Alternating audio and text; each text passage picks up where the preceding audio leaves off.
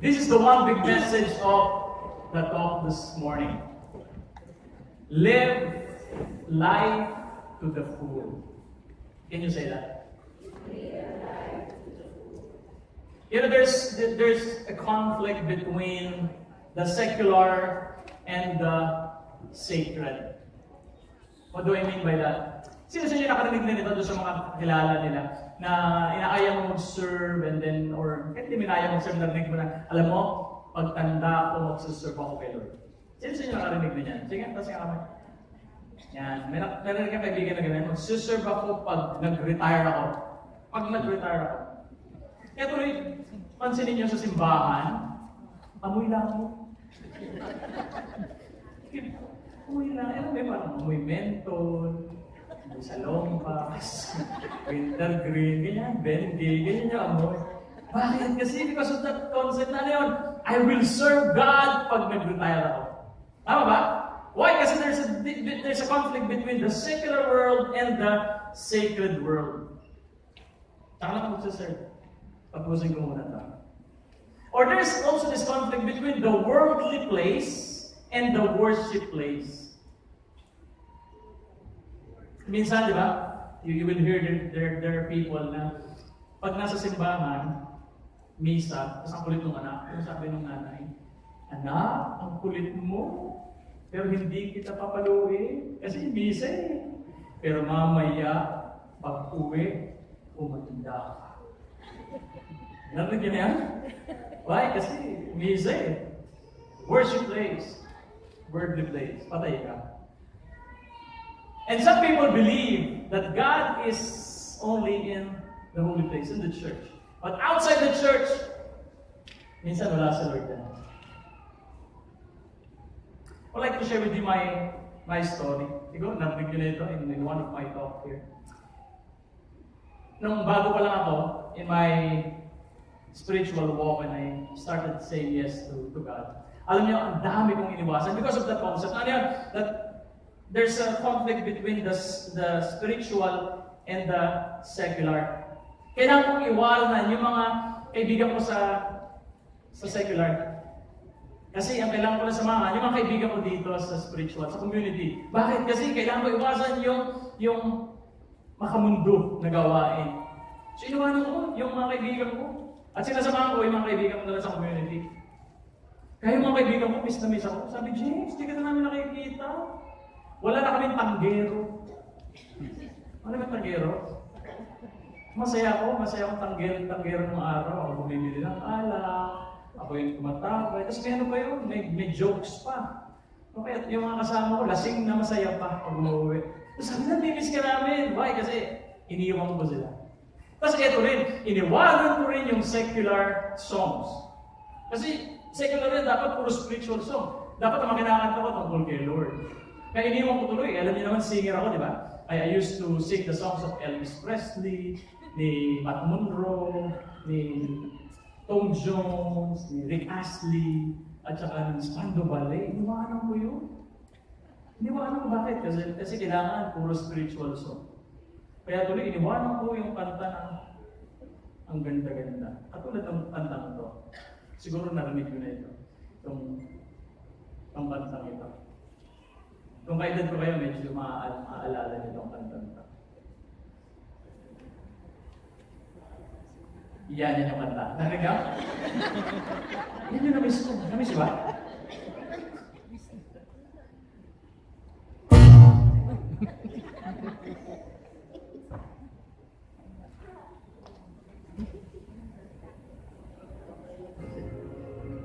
Sinisira yung concert ba? Iniwan ko ba?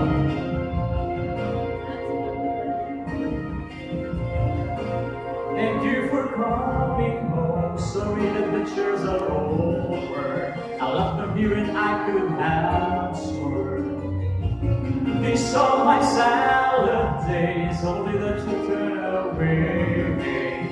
Nothing I'll play for today. Oh, but I'm proud of you, but I'm proud of you. Nothing had to make me feel small. Life I'm gonna stand tall.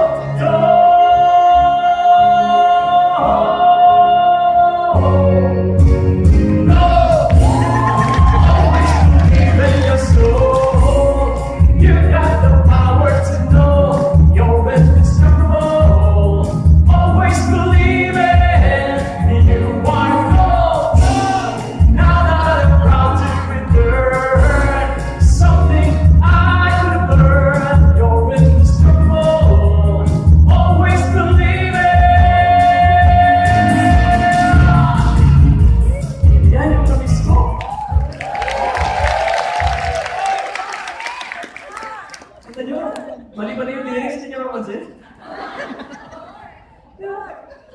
Hindi halata. Bakit kasi iniwanan ko? Why? Kasi secular songs. Secular songs.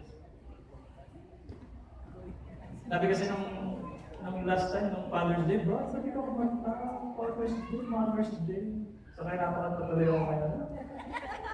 Tapos hindi lang yan, binala ko rin magpari. Bakit? Kasi pag pari ka, religious works. Pag secular works, hindi masyado yan. Hindi masyadong okay. Kasi dapat religious. Celibacy. Di ba, pag pari ka, may celebrate ka. Thinking kung araw, pag celebrate ka, you are holier than those married people. Pero alam niya, come to think of it, mas nagiging banal ka kapag may asawa. Tama ba? Lalo na pag yung asawa mo, lagi mo na pinagdaan sa loob. Ba't may ito binagdito? Pero yun yung thinking ko ng araw. At hindi lang yan, I look down to those people who pursue worldly things. Yung gusto nila may pera, gusto nila nagtatrabaho mainiway kasi para magkaroon ng bahay, magkaroon ng kotse, magkaroon ng investment. And I look down to those people who do not serve God. Pero alam niyo lahat ng yan, mali. Lahat ng yan mali. E pag-iwan ko sa mga kaibigan ko, mali. Bakit? Kasi mas kailangan nga nila ko eh. Tama ba? Because I'm already in the Lord, so dapat badala ko sila kay Lord. Yun yung mali. Yun yung mali. May mga iniwan ako na, alam mo yun, looking at the secular songs na, alam mo yun, parang makamundo, mali yan. Mali pala yun. Why? Because these gifts that these composers had come from God. And there are songs na maayos naman. Now there are 3 reasons why I had this kind of mindset. 3 reasons. Number 1, the first reason is this. Because I have a misguided lens. Sabi niyo nga, misguided lens. Ano yung misguided lens? Yung when I read the scripture, mali yung pagkaunawa ko sa binabasa ko.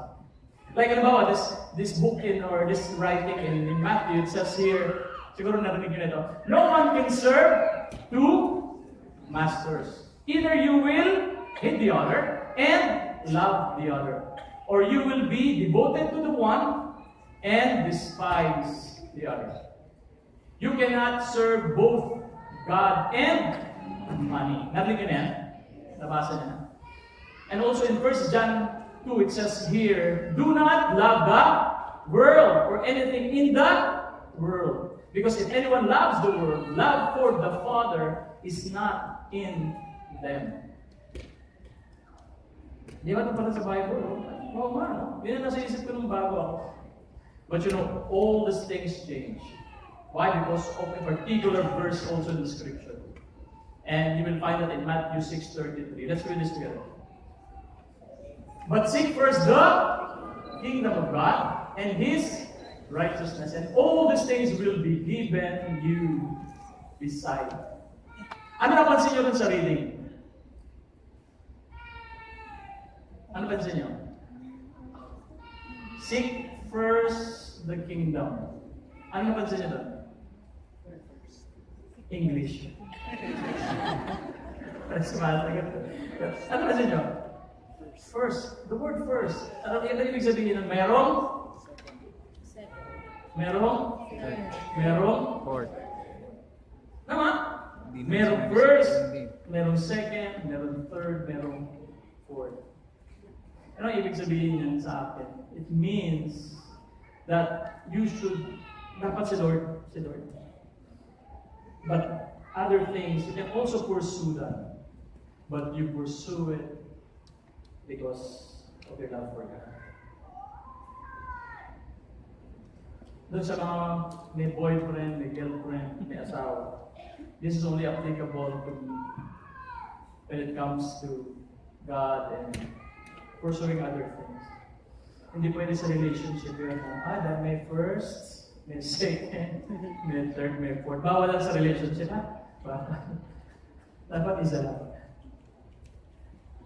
Friends, listen to me. The reminder in Matthew 6 and in 1 John 2, when it comes to money, alam mo ibig sabihin yan? There's nothing wrong with money. It is the love of money that can make you sin. Walang problema sa pera. In fact, if you look at Matthew 6:24, if you look at the original text, yung ginamit doon na you cannot serve money. You know, the word serve, ang original text niya is duluwo. Sabihin niyo nga duluwo. Ano ibig sabihin ng duluwo? Ang ibig sabihin niyan, slave of. Slave of. Kaya pag tinignan mo yan, you should not be slave of money. Yan ang ibig sabihin. So it's okay to have money, but if you're a slave of it, slave to it, then money becomes bad. Friends, God doesn't want you to be a slave of anything. Kaya, yun ang ibig niya sabihin. But pursuing money, it's okay. Yes? Sabi mo nga sa katabi mo. Sikuin mo nga yun. Sabi mo sa kanya. Do not be a slave of anything. Ako lang ang dapat mag-slave sa'yo. I'm just kidding. So that's the first reason. Mali yung pagkaroon na ako. This guided lens when I read the scripture. Now here's the second reason. Because of the material wealth conflict. Sabi niyo nga, material wealth conflict. You know, nung bata pa ako, bago pala ako sa Panginoon, you know, whenever I see a rich man, ang iniisip ko, naku, impyerno ang punta niya. Impyerno, bakit kasi sabi sa Bible? Do not love money. Kaya yung mga mayayaman, lahat ng tingin ko, naku, kawawa naman ito, mga pupunta sa impyerno. Kaya nung nasa community na ako, ayoko namang branded. Ayoko namang branded. There's this friend, sabi niya, James, anong sapatos mo? Parang bago yan. Sabi ko, lives. Hindi naman lives. Kung college ka na, malipang pagbasa mo, Levi's. Sabi ko, hindi lives. Sabi ko, tignan mo. Lives. Basahin mo. Yan ang sapatos ko. Sabi ko, ikaw di marunong basa. Tapos ang damit ko, ang t-shirt ko, Puma. Hindi Puma.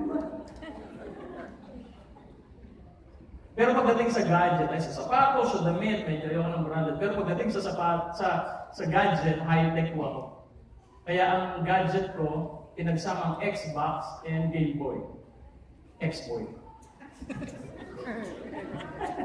Pero ba kayo niya? Wala kayo niyan. Pinagsama ka yan. Tapos pag nagre-regalo ako sa girlfriend ko, ay, syempre, kailangan hindi ka rin mag-arbo. Kaya pag nagbibigay ako, ito ang nire-regalo ko. Chugi.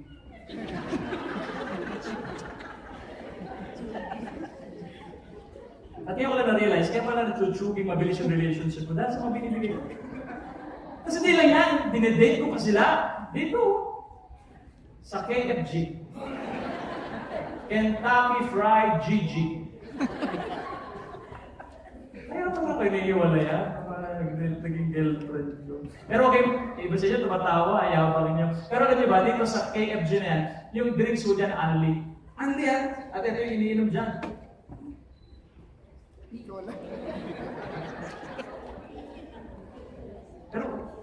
Pero maganda naman dyan, nung iniinom na namin, makalagay naman dyan.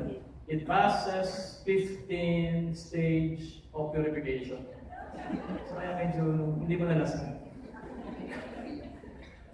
So ayaw mo ng branded. Bakit? Kasi pag mayaman, punta ka sa impyerno. And I look down to those people who pursue money.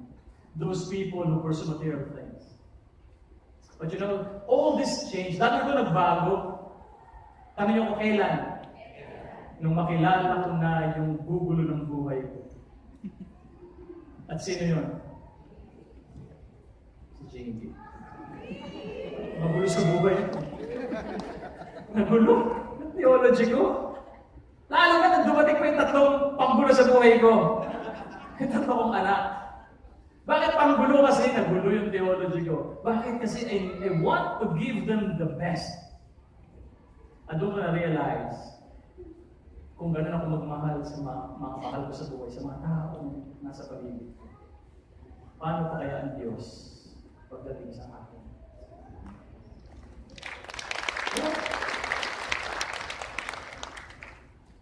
Kaya dito sa feast, papansinin niyo yung mga talks natin, mostly practical, spiritual. Why? Kasi we want you to earn money. We want you to save money, to invest your money, to be good in your business, to be good in your work, to be good in your studies. Why? So that you can give the best to the people you love, to those people around you. Yung hindi yung okay lang na buhay, kundi yung best. You know, friends, money is not evil. It is the love of money and being a slave of money that can make money evil. You know, there's this post of Michelle, yung ating music ministry. Meron siyang isang post. There's this person who bought a Corvette. Ano ba tama? Corvette or Corvette? Sino nagsasabing Corvette? Tapos kami nagsasabing Corvette. Yung nagsasabing Corvette. Yung nagsasabing walay ako alam. Hindi ko alam. Corvette. So, bumili ng Corvette. Tapos meron isang lalaki doon. Parang tinanong siya doon sa post niya. Nasabi niya doon, alam mo, and ito yung sabi, a guy looked at my Corvette and the other day and said, I wonder how many people could have been fed for the money that was spent for the sports car. Yung magtitingin mo, ano? Ang dami niya napakain sana, oh. Magkano ba yung presyo nun? Pero nung ganda ng sagot ng mama, eh. And I replied, I am not sure. It fed, I believe it fed a lot of families in the Bowling Green, Kentucky, who built the car. It could have fed, it fed the people who make the tires. It fed people who made the components that went into it. It fed the people in the copper mine who dig the copper for the wires. It fed the people in Decatur, Illinois. Kasi yung truck na nag-haul noon, sabi niya, siguro yung mga tao yan napakain ito. Siguro yung mga tao doon sa dealership, yung nag-ahente, yung mga nagtatrabaho doon sa service, sabi niya siguro lahat yun pinakain, sabi nung bumili. And it fed the people working at the dealership and their families. But, sabi nung bumili, I have to admit, I guess I really don't know how many people it fed. Ano yung binasa ko to, sabi ko, oo nga, ano? Minsan parang alam mo, pag bumili ka ng ganito, parang may sisibi mo, sana pwede namang pinambigay na lang. Pero come to think of it, yung binili niya, ang daming mga tao na because of that product, nabuhay when they made the product. Sometimes it's just how we view things. Kaya, do not look down to those people who want branded things in life. Lalo na yung alam mo yung mga surplus. Kapag tinignan mo, tumutulong din naman sa iba. Pero minsan, because of that mentality, and thinking natin, they're worthy. Pero niyo, this belief, ito paniniwala nito, it takes root even in the times of the early church. Pag tinignan mo yung simbahan natin, dun galing ito eh. You know, in the early part of Christianity, our church fought some heresies. Ano yung heresies? Yung mga beliefs that is opposed to the belief and faith of Catholic Christians. And one of them is this belief from Prophet Manny. Si Prophet Manny, after Jesus, 200 years, dumating siya and ito yung mga belief nila. Ang tawag sa kanila, Gnostic Manichaeism. Sabi niyo Manichaeism. Ano yung Manichaeism? Ito yung paniniwala nila. Anything spiritual is good and anything material is bad. Anything spiritual is good, anything material is bad. And you know the church, yung simbahan natin, the church rejected that thinking. Nilabanan natin. But if you look at our church now, meron pa rin tayong mga remnants of that belief. Nalala ko when we're still new, kami ni JP, we attended the seminar, and you know that there's this speaker who spoke about marriage sex. May mga bata pa rito. Pakitakban yung ilong ng mga bata. Hindi, mga tenga. Sabi ng speaker, sabi niya, sex is for procreation only. Narinig nyo ba yan? Narinig nyo na? Sino dito yung mga may edad, yung mga may edad, alam nyo ito, narinig nyo na ito. May mga may edad taas yung kamay. Siyempre, wala tataas ng kamay. Pero, narinig ko yan? Marriage sex is for procreation only. Why? Because sex is evil. Kaya pagka kayo ng asawa mo, for procreation lang, do not enjoy it. Do not enjoy it. Tinasabi ko yun. Bakit? Kasi pag nag-enjoy ka dyan, masama. Masama. Nung nakikinig ko, sabi ko, bakit pa ako nag-asawa? Bakit pa ako nag-asawa kung hindi ako mag-enjoy? Saka parang hirap noon kasi si Jinky, pag pumapasok sa umaga, kinikinig na ako eh. Papasok pa ng opisina yun. Lalo na ko kami dalawa na lang. So, dapat walang emosyon. Yun ang sinasabi. Tingin sa akin. Ipaghaligan ka na ba ng walang emosyon? Yung nakadilat ka lang. Subukan niyo mamaya mag-uwi, mga mag-asawa. Subukan niyo lang magaling ka, walang emosyon. Ganyan na. Pangit. Tanong nyo, yan yung paniniwala ng iba. That marriage sex is for procreation. But no, I believe that God created that so that we can enjoy it and we can grow in our relationship. Yes? Naiyayin mo. Talaga mahirap pag-usapan. But you know, aside from sex, ito pa yung problema. There are people, they saw those people, like yung mga pastors, yung mga monks, yung mga nuns, yung mga priests, mga missionaries, that they are more pleasing to God than those people who live a regular life. Why? Because their work is religious and ito hindi. Kaya they're more pleasing to God. That's why here's my question to you. Is celibacy holier than marriage? Ano sabi niya? Is religious work holier than the secular life? Ito, teaching natin ito sa Catholic. Sana bumili kayo nito. Catechism of the Catholic Church. And you read our faith. At ang nakalagay dun sa 872. Ito yung nakalagay. Basahin nga natin. In virtue of the rebirth in Christ, there exists among all the Christian faithful a true equality with regard to dignity and the activity. Christian faithful, ang ibig sabihin niya, tayo lahat, the religious and the non-religious. At ang sabi diyan, a true equality with regards to dignity and activity, whereby all cooperate in building up the body of Christ in accord with each one's own condition and function. Sa mata ng simbahan, walang pagkakaiba kung ikaw ay religious or ikaw ay in secular world. Para mas madali nating maunawaan, here's the meaning of what I've read. Any job, whether religious or secular, is pleasing to God if you do it with great love. Yan. Kaya walang pagkakaiba kung ikaw ay nasa sacred world or sa secular world. And I think this is the meaning of incarnation. Ano yung incarnation? Yan yung inakalo nyo sa coffee. No? Ano yung incarnation? When Jesus became man, Jesus sanctified humanity. Jesus sanctified our daily life. Kaya, kahit nandito ka sa secular world, you can serve God. Kahit nandito ka sa secular world, God can be pleased by you. Now here's our goal. Our goal of Jesus followers is this. Jesus followers should be the best human being in the world. Yes? Dapat best tayo. Siguro mo ngayong katabi mo. Sabihin mo sa kanya, be the best. Be the best. Not the least.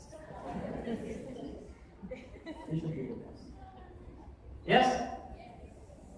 And this is the third wrong mindset that I have. The migrating belief. Sabihin niyo mga migrating belief. Tanongin ko kayo, sino sa inyo ang gustong umakyat sa langit? Umakyat sa langit. Tapos na naman. Ngayon na.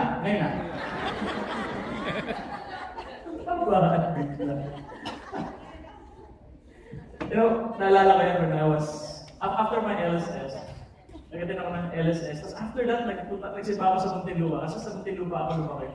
There's this priest who asked the same question, who among you wants to go to heaven? Taasa kami ng kamay. Tapos sinabi niya, kayo na! Alam mo, lahat ng mga kasama ko nagbabaan maliban sa atin. Bakit? Tanong ko bakit? Kasi ready na ako. Matatapos ko lang na LSS, binigay yung buhay ko kay Lord. Tapos sabi ko, Lord, I commit myself to kaya sabi ko, pag namatay ako ngayon, okay lang. Ready na ako.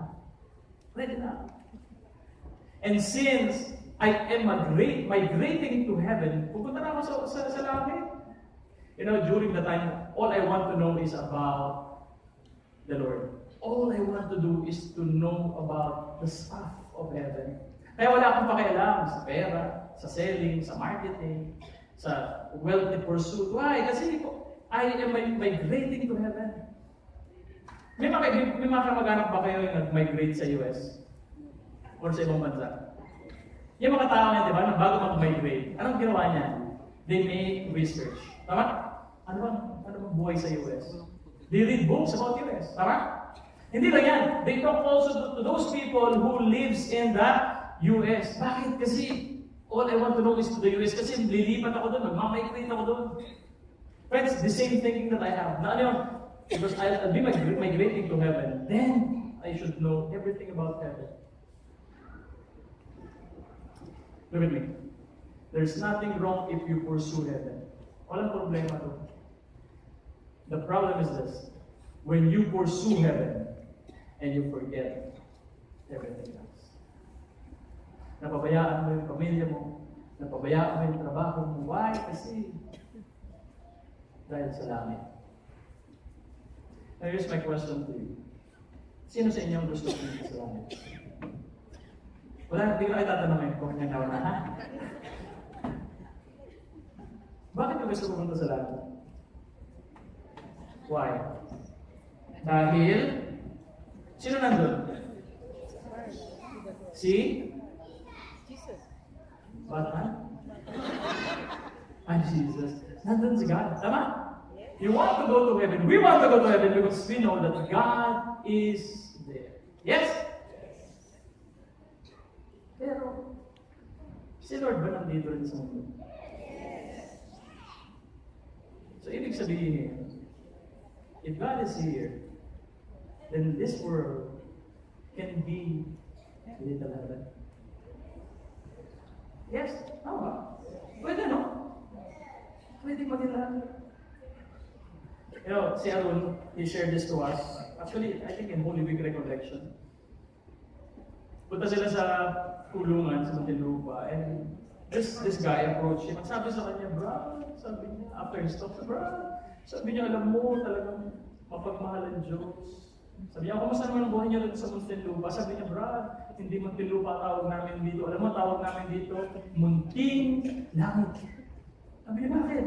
Kasi alam mo, Brad, doon nasa labas kami. Sabi niya, alam mo, puro kalokohan ginagawa namin. At si Lord, habol ng habol sa amin. Hindi niya kami maabutan. Pero dito, nung nakulong kami, naabot niya kami. At nakilala namin siya.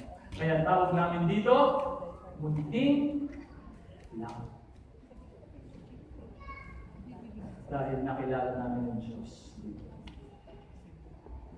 Friends, I have a shocking statement for you. Talo sa pako.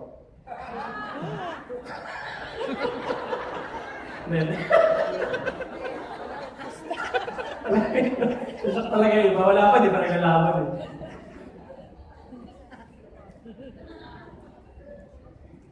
Manalo yung patalo. Here's my shocking statement. Wala na. Christianity is not just about going to heaven. Christianity is bringing down heaven.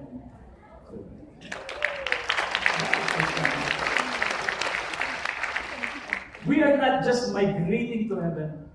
We are franchising heaven to earth. That's why you attend the feast. That's why we have the Mass. That's why we have different communities around us. Why? Because we want to franchise heaven. We want to tell people that even if you are not yet in heaven, where God is, this world can be heaven as well. Because God is here. Yes?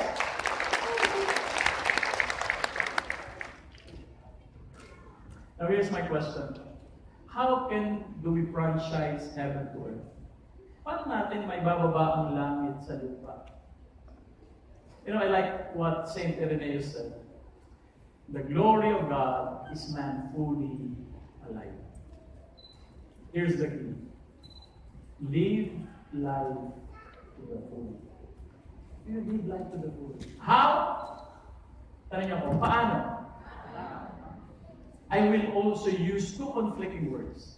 Two conflicting words. Worldly and holiness. Sabi niyo nga, worldly, holiness.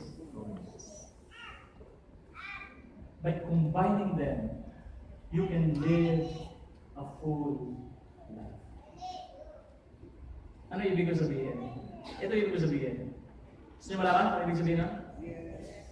Worldly holiness means holiness must be worldly. Di ba? Sabi niyo, bro, binaliktad mo lang. Ganyan, kagaling ang build-up niya. Simple-simple, di ba? Ito na ibig sabihin.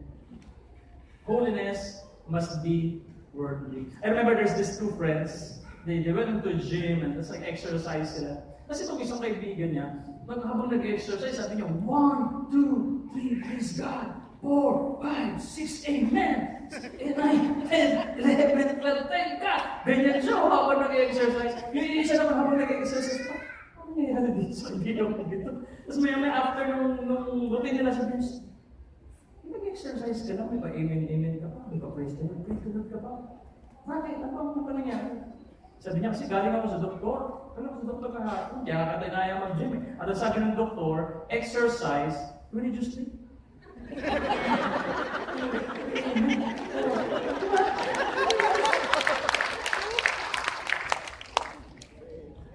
Friends, ang ibig sabihin ng holiness must be worldly. Ito lang, simple lang. Holiness should be lived out in the nitty-gritty of the world. Sa opisina mo, sa family mo, sa trabaho mo, sa gym mo, sa streets. Holiness should be lived out in the world. Why? Because if holiness is not lived out in the world, then holiness is useless. Holiness is useless. You know, holiness represents what we are in. Holiness represents what we are of. We are in the world, but we are of the Lord. Nandito ka sa mundo, pero hindi ka para sa mundo. Nandito ka sa mundo, pero ikaw ay para kay Kristo. Yun ang ibig sabihin. Na nandito ka sa mundo, but you are not of the world. You are of God. Friends, holiness is not doing certain kind of activities. It is not occur only in a particular situation, particular place, a particular time. No. Hindi pwedeng pag nasa simbahan ka, huli ka. Yung alam mo, pangiti-ngiti ka. Pag sinabi ng pare, peace be with you. Sabi, peace be with you, peace be with you. Pero pagdating sa labas, iba na. Yung pagdating dito, banal ka. Pero pagdating dito sa bahay mo, na traffic ka, pauwi mo, nung magtitinda ka na, ang sungit mo. Ang sungit mo. Tapos may bibili sa'yo, kasi simba mo lang, may bibili sa'yo, dahil mainit ang ulo mo, isang bata, tapos ang sabi sa'yo, sabi, pabili po, at tanong mo sa kanya, what do you intend to buy? Hindi English mo ka. Tapos may ulo mo eh, what do you intend to buy? Tapos bata naman, sabi sa'yo, meron po ba kayong liquid solution that was mixed evenly with organic compound substances and have undergone fermentation and sit inside a solid state matter in a homogeneous mixture? Ano sabi ba? Sabi mo, ano yun? Soft drinks, meron kayo?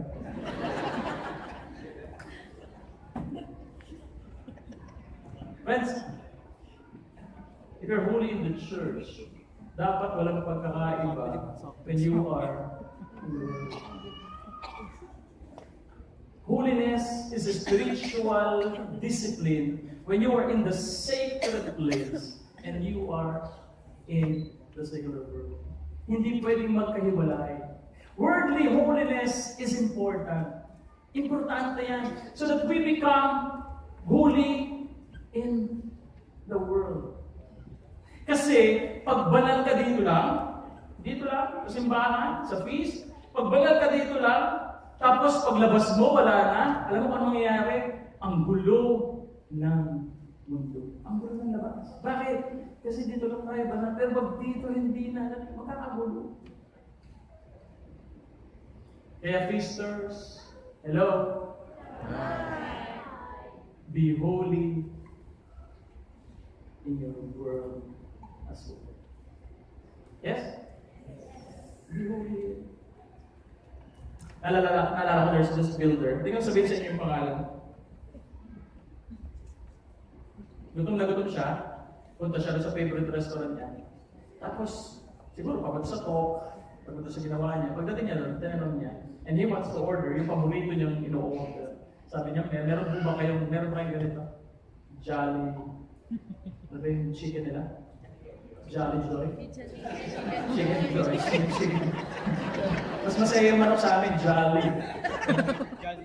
Jolly na may joy pa. Sabi, chicken joy ba kayo? Sabi, ganun, ay, sir, wala po. Sabi niya, anong manok meron kayo dito? Wala po eh. So, burger lang. Opo. Sige, bigyan mo ako ng double burger. Ay, wala po eh, single. Soft drinks. Eh, Coke Light ba kayo? Wala din po. Eh, ano pa bang wala kayo dito? Hindi ba ito sa akin to ah? Sabi niya, ito lang po. O sige, yan lang. Bayad siya, naupo siya. Tapos nung nakaupo na siya, habang naantay niya yung pagkain niya, nasa bangot kasi wala yung... Pag-group na, tapos wala pa yung gusto niya. Maya-maya, dumating na yung way. Yun din, nasa kahera. Siya na yung nagdayin. Sabi niya, Brad, ito na yung order mo. Kilala siya. Kilala siya. Kasi tawag sa kanya, brother. Order mo. Kaya siya. Putlang-putla daw siya. Tapos ang sabi na lang niya, hindi ako si brother. Ako yung kakambal niyang masama. Parang pagtakpan na. Parang kunwari pa. Friends, listen to me. Ang kabanalan dapat kung saan ka man nandun. Why? Ask me why. Why? Kasi yun ang sabi ni Jesus. You are the light of the world. You are the light of the world. Alam mo, may mga tao, they thought that being a light to the world, or they think that being a light to the world, yun yung tao na nalalaki yung Biblia niya, lalakad, sakay ng jeep, pagbaba ng jeep, mataas yung Bible na ganyan. Ito lima lahat ang dinadaanan mo, yumuyo ko. Yumuyo ko. Minsan ganun, tingin na iba, na dapat you're doing religious activity, or yung minsan magdadasal kayo, sabi mo sa mga anak, let's pray for the grace before me. Nakasan niyo anak, nakasan niyo, bless us, O Lord, and this day gifts, which are about to receive from thy Father. Everybody, through Christ the Lord, Amen! Tapos nasa makdo kayo. Minsan ganyan tingin, ba? Yung kailangan makita sa iyo that you're doing religious activities. But friends, that is not the meaning of being light to the world. The real meaning of being light to the world is found in the following verse, in the same reading. At ang sabi doon, In the same way, let your light shine before others, that they may see your good deeds and glorify your Father in heaven. You shine by your good deeds. You shine by loving the people around you. You shine by being Jesus to others. You shine by dying on yourself so that others may live. And that, my friend, is living a full life. I'd like to start.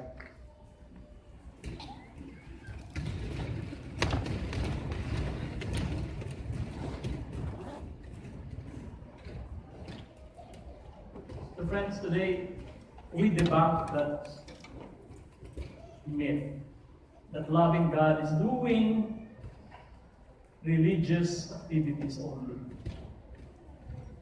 You know, in reality, loving God means loving others as we do religious activities. Religious activities are good. You serve in your church. You serve here in the feast. You attend the Mass. You say your rosary. You pray. You read your Bible. All these are good. But if it is not done in the world where people need the love of God, then all these things will be useless. Yung pagpapakilala sa'yo ng Diyos, yung pagpapakita ng pag-ibig ng Diyos sa'yo, dito, pag hindi lumabas, sayang. Yung tagal mo na nag-aaten ng feast, pero parang walang bunga dito. Mainit pa rin yung ulo mo. Yung nagmamaneho. I'm talking to myself. Parang maraming nagkakamali. Minsan di mo, your daughter and you cannot see eye to eye. Or your husband, you cannot see eye to eye. And you insist on your right. Tama ko eh. Instead of being loving, you insist on what's right. But here, God is telling you, you should be loving. But here, you cannot apply. Sayang. Sayang mga tutunan natin. And here God has given you hope in your problems. Pero pagdating dito, lahat ng tao sa paligid mo nagugulo. Bakit? Kasi gulong-gulo nga yung problema mo, bigat-bigat pa rin. Tapos lahat ng tao na-apektuhan. Pero dito, narinig mo, hindi ka pabayaan ng Diyos. Pero pagdating dito, parang yung pag-asa na yun, wala. Friends, loving God means loving others as we do religious activity. That's why this is my question to you. Do I become loving as I do religious activities? Do I become loving? May pagbabago ba? Wala nang matin ako ng feast hanggang ngayon. Then, kung meron, I congratulate you. Friends, loving God means loving others in the world. Now, how can we do that? How can we love God by loving others in the secular world? I'll end up with a story. Is that okay? Last story for today. There's this young guy who fell into a hole. So saan nag-iigib ng tubig? Anong tawag doon? Anong pause? Balon. Si Poso. Ano wala yatang butas na malaki yun. Sa balon. Nahulog sa balon. This young man. And this young man, he keeps on shouting, "Help! Tulong! Nalaglag ako sa balon! Nalaglag ako!" And there's this guy, a business guy, and mukhang matalino, professional. At sabi sa kanya, ano nangyari sa'yo? Nalaglag ako dito sa balon. Hindi mo nakikita. Ang laki-laki ng butas. Hindi mo binubuksan mata mo. Ha? Nalaglag ka? Matama-tama ka. Ako, dahil ikaw may kasalanan yan, good luck. Kasi itong guy sabi, tulong! Nalaglag ako sa balon. Tapos maya, may dumating. Religious person. Kasi may rosary, may Bible. Sabi niya, ano nangyari sa'yo? Nalaglag ako, tulong. Sabi niya, sige, tulungan kita. Binaba niya yung rosaryo, yung kanyang Bible. And it keeps on helping him. Kaya ang lalim. So hindi niya mapatulungan. Tapos maya sabi niya, pasensya ka na. Wala na akong magawa. Ganito na lang. Pagdadasal na lang kita. Hindi ka matulungan eh. Ha? Pero sisimulan ko na. I believe in God, the Father of my creator of heaven and earth. Ingat ka dyan. Tapos maya itong iyak niya sabi niya, tulong, pagod na ako. And I'm so dehydrated. Kasi tagal ka na sa balon. Tapos maya, napansin niya may sumungaw. Tapos pagtingin niya, sabi niya, parang kitla ko yun. Sabi niya, parang si Jesus. Pero bago pa niya tawagin yung pangalan ni Jesus, nakita niya biglang, bang! Si Jesus kasama niya naman sa balon. Sabi niya, no, nahulog ka din. Sabi niya, hindi. Nabalon ako. Sabi niya, paano ko matutulungan? Nandito ka rin ang taas niya. And Jesus said to him, kaya ka tayo ligtas. Pero kailangan muna, maintindihan mo na may kasama ka sa balong ito. At pangalawa, kailangan paniwalaan mo na kaya kitang iligtas at ilabas sa balong ito. And this young man started to say to Jesus, Lord, naniniwala ako. Nakasama kita. Naniniwala ako. No, ilalabas mo ko sa balong ito. And you know what Jesus did? Sabi niya, halika. Mawak ka. Mapa ka sa aking mga kamay. At pag-apak niya, tinaas siya ni Jesus. Pero hindi pa rin maabot. Nung young man, yung taas, ang ginawa ni Jesus, sabi niya, apak ka sa balikat. Pag nakaapak na siya, sabi niya, ready? Because you have to grab yung tok-tok. After I count to 3, you try to reach out. 3, 2, 1. And Jesus jumped.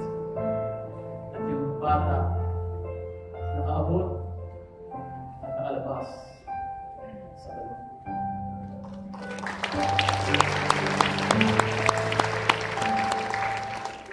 What is the meaning of the story?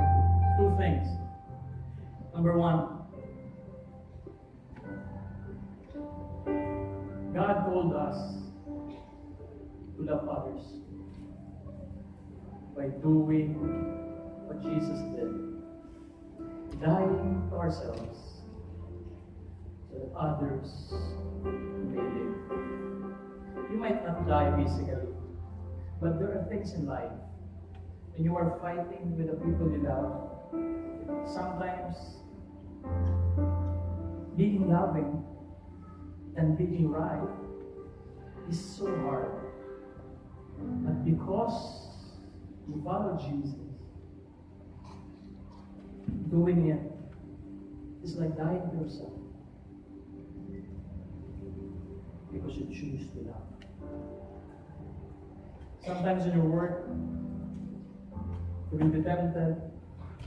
If I do this, I'll earn more money. And I know a lot of people will suffer. But doing what is right, even if it will not earn me more money, but a lot of people can be helped. In doing this, can be dying to yourself. Friends, Jesus called us to love others world to the example that He has given us. And the second message is this. Maybe you are in that hole right now. Nandun ka sa balon ng buhay at mayroong pinagdadaanan ngayon na kailangan mo ng tulong. At may mga tao, they try to help you but you cannot get out of the hole. And there are people na hindi ka na tinulungan, ikaw pa yung pinagalitan. Lalo kang nalugmok sa butas. Friends, I want you to listen to me. And I want you to believe this. That God, Jesus, is with you in that hole. And if you just believe in Him, kung naniniwala ka na sa Kanya, na kaya Kanyang tanggalin sa butas na yan, darating ang araw, darating ang pagkakataon, makakalabas ka sa butas ng buhay ko dahil kasama mo si Kristo. So friends, I'd like to invite you to worship God today. Because God is here. Jesus is here. Call on Him. If you're that person in the well, call on to Him and believe in His name. Let's worship.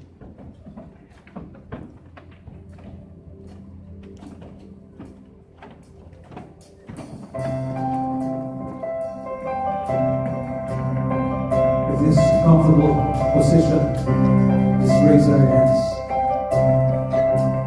God is good. God is with you. God will lift you up in every problem that you have right now. Let's continue to worship. From the darkness, I call your name. Into darkness, your mercy came. You called me out, lifted me up. How great is your love? Oh, my weakness, it's so my shame. Bury my burdens in fields of grace.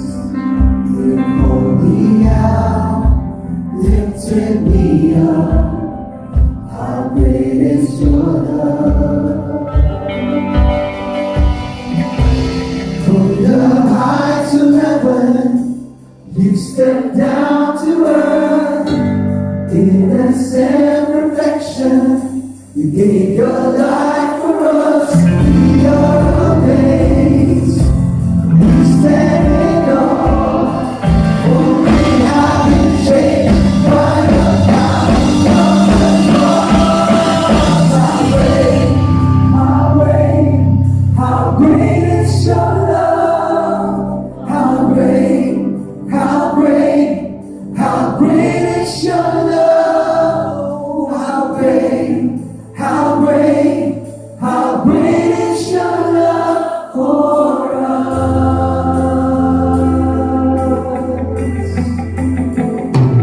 In your kindness, we belong.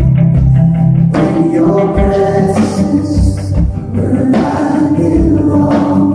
Oh, you called me out, lifted me up.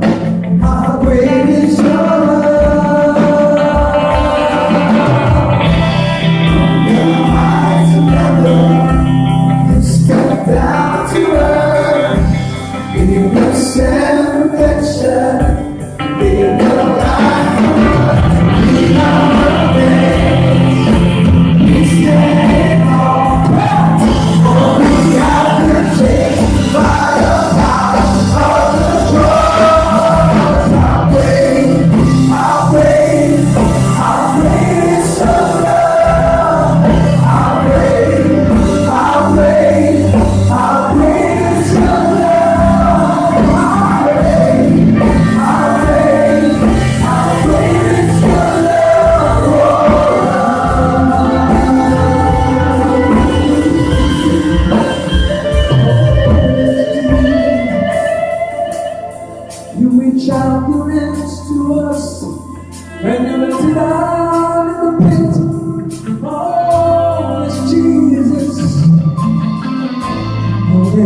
has never been, there will never be a God like you, a love so true. There has never been, there will never be a God like you, a love so true. There's never been, there will never be a God like you, a love so true.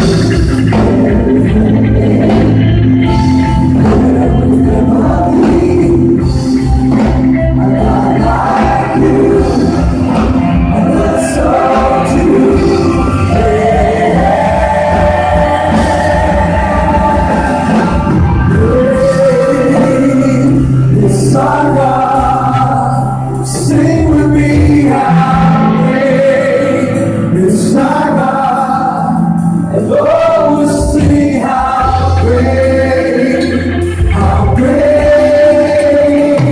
is our God.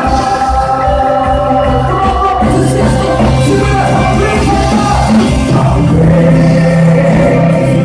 is our God? Sing with me, how great is our God. Oh, we'll sing how great is our God.